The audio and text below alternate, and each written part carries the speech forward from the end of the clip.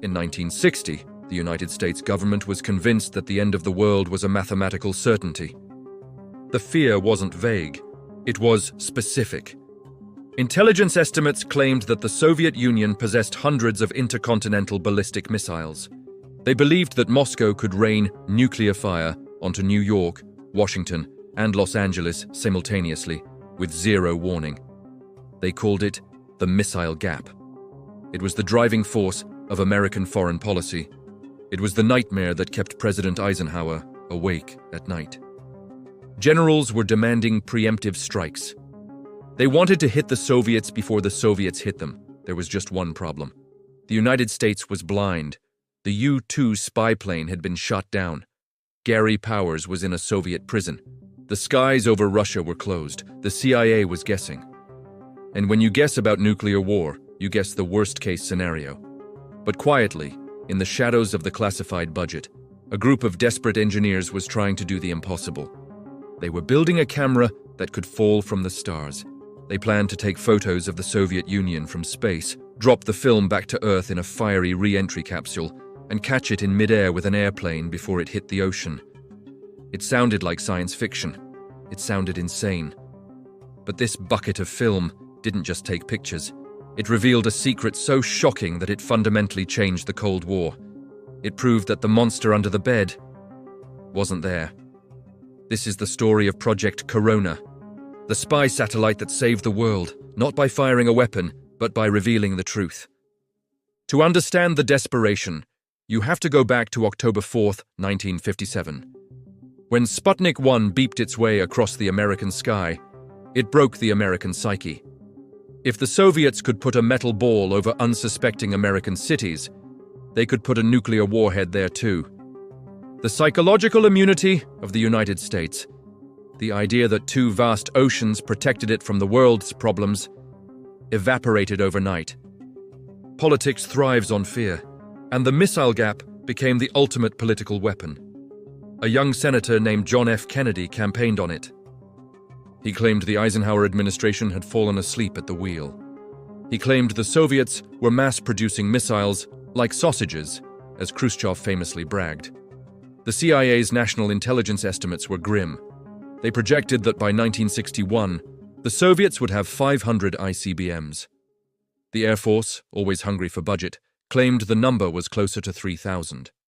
President Eisenhower was skeptical. He was a general. He knew that boasting was part of warfare, but he couldn't prove it.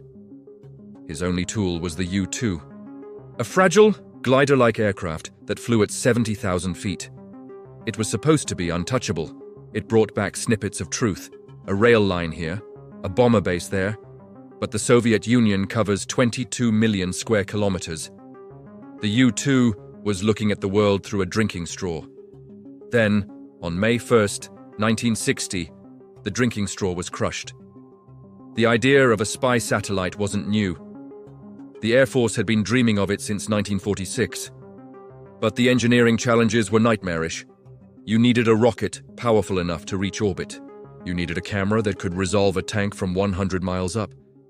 You needed film that wouldn't degrade in cosmic radiation. And most importantly, you needed to get the photos back. This was 1958. Digital photography didn't exist. You couldn't just download the images. Early attempts at scanning film on board and transmitting it via radio were a disaster. The technology was basically a fax machine in space. The images were fuzzy, stripy messes. You couldn't count missiles with a fax machine. So, the CIA and the Air Force decided to do it the hard way. They would shoot physical film, put it in a bucket, drop the bucket through the atmosphere, and catch it. They called it Project Corona. The contract went to a secret division of Lockheed, the same skunkworks geniuses who built the U-2. The camera was built by iTech. The code name was Discoverer. To the public, Discoverer was a scientific program. It was studying mice, radiation, and engineering data. In reality, the scientific payload was a KH-1 keyhole camera. The camera was a masterpiece of mechanical engineering. It used a panoramic lens that swung back and forth like a pendulum, scanning a strip of Earth 10 miles wide and 120 miles long. It used a special Kodak film made of mylar that was thin, tough, and incredibly high resolution. But getting it into orbit was a disaster. The early days of Corona were a comedy of errors. Discoverer 1 tumbled out of control. Discoverer 2 was launched successfully, but the timing of the ejection was wrong. The capsule didn't land near Hawaii, it landed in Spitsbergen, Norway, possibly right into the hands of Soviet agents. Discoverer 3 failed. Discoverer 4 failed. By Discoverer 12, the program had 0 successes and 12 failures. It was burning money and patience. Eisenhower was under immense pressure to cancel it, but Richard Bissell, the CIA's head of covert ops, begged for one more try. August 10th, 1960. Discoverer 13. It didn't carry a camera. It was just a test of the return system. The rocket launched. The Agena upper stage stabilized. It orbited the Earth 17 times. Then, the command was sent: eject. The gold ball, the recovery capsule, hit the atmosphere at 17,000 miles per hour. Its heat shield glowed white-hot. It survived the inferno. The parachute deployed. It splashed down in the Pacific Ocean. A Navy frogman jumped from a helicopter and hooked it. When they opened it, there was no film, just an American flag, but they had proven they could bring an object back from the stars. 1 week later, Discoverer 14. This one had the camera, but this time they weren't going to let it splash down. Saltwater ruins film. They had to catch it in the air. This required a maneuver that pilots called the Star Catch. A C-119 flying boxcar, a lumbering cargo plane, would fly at 15,000 feet. It trailed a long loop of cable with grappling hooks. The pilot had to visually spot a small parachute falling from space, match its speed, fly over it, and snag the parachute lines with the hook. On the third pass, Captain Harold Mitchell of the 6593rd Test Squadron lined up his aircraft. He hit the throttles. The hook snagged the chute. The winch operator reeled in the prize. On board that capsule was 20 pounds of film. That single roll of film contained more coverage of the Soviet Union than all 24 U-2 flights combined. It was rushed to the National Photographic Interpretation Center in Washington. The developers worked in the dark, smelling of chemicals and sweat. They unspooled the truth. When the analysts looked at the photos, they were shocked. Not by what they saw, but by what they didn't see. They looked at the rail lines where the Air Force said the mobile missiles were empty. They looked at the launch complexes where the CIA said the ICBMs were siloed, just trees and fields. They looked at the bomber bases. They saw the Bison bombers that had terrified the West at the Moscow air shows. But looking closer, they realized something odd. The bombers weren't on alert, they were parked in rows, vulnerable. The intelligence estimates said the Soviets had hundreds of missiles. The photos showed 4, not 400. 4 operational SS-6 Sapwood missiles at the Plesetsk Cosmodrome. And even those were huge, clumsy rockets that took hours to fuel and were sitting out in the open, completely vulnerable to attack. The missile gap was a myth. It was a lie. Nikita Khrushchev had been playing a high-stakes game of poker with a pair of twos. He had built Potemkin villages, fake strength to hide real weakness. He knew that if the Americans knew how weak he really was, they might be tempted to attack. So he bluffed. He bluffed so hard, he terrified the world. This intelligence landed on the desk of the newly elected John F. Kennedy. Kennedy had campaigned on the missile gap. He had attacked the Republicans for being weak. Now he held the proof that the Republicans had been right all along. The US was vastly superior. The US had Polaris submarines, Atlas missiles, and Titan missiles. The ratio wasn't 1-to-1. It was more like 100-to-1 in favor of America. Kennedy had a choice. He could reveal the photos and humiliate Khrushchev. Or he could keep the secret. He chose to keep the secret. If he revealed Corona, the Soviets would know the US was spying from space. They might shoot down the satellites. They might start a real war to save face. So, the missile gap vanished from the news quietly.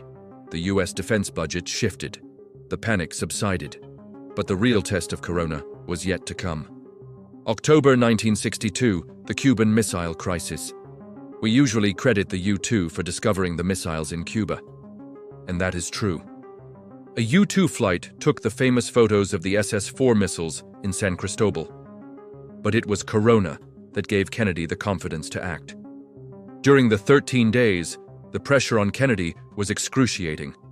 General Curtis LeMay and the Joint Chiefs wanted to bomb Cuba. They wanted to invade. Their argument was based on the fear that if the US didn't strike now, the Soviets would launch a massive second strike from Russia. But Kennedy had the Corona files. He knew, with absolute certainty, that Khrushchev did not have the back-end arsenal to support a nuclear war. He knew the Soviet ICBM force was still in its infancy. This knowledge allowed Kennedy to choose the blockade instead of the airstrike. He knew he had the winning hand. He knew he could push Khrushchev into a corner without fearing immediate total annihilation from the Soviet mainland. Without Corona, Kennedy might have listened to his generals. He might have launched the airstrike, and if he had, the tactical nukes already in Cuba would have vaporized the American invasion fleet, triggering World War III. The bucket of film didn't just count missiles. It bought the president the most valuable commodity in a crisis: time. Corona was just the beginning. As the Cold War deepened, the keyhole satellites became more advanced. The KH-7 Gambit could resolve objects as small as 2 feet across. It could spot a specific person walking on a sidewalk in Moscow. Then came the KH-9 Hexagon. They called it Big Bird. The Hexagon was the size of a school bus. It carried 60 miles of film. It had 4 return capsules. It was the ultimate spy. The Eye.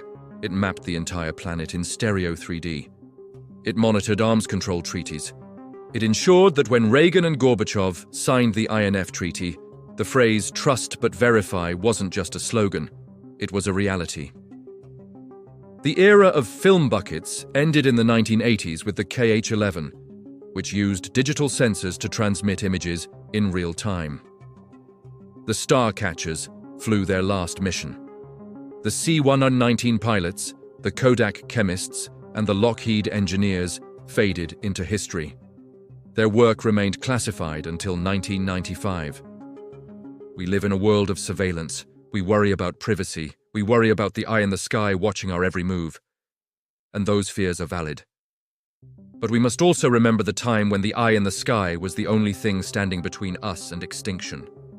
In the fog of war, ignorance is dangerous. Fear fills the void of knowledge. When we cannot see our enemy, we imagine a monster, and we arm ourselves to fight that monster.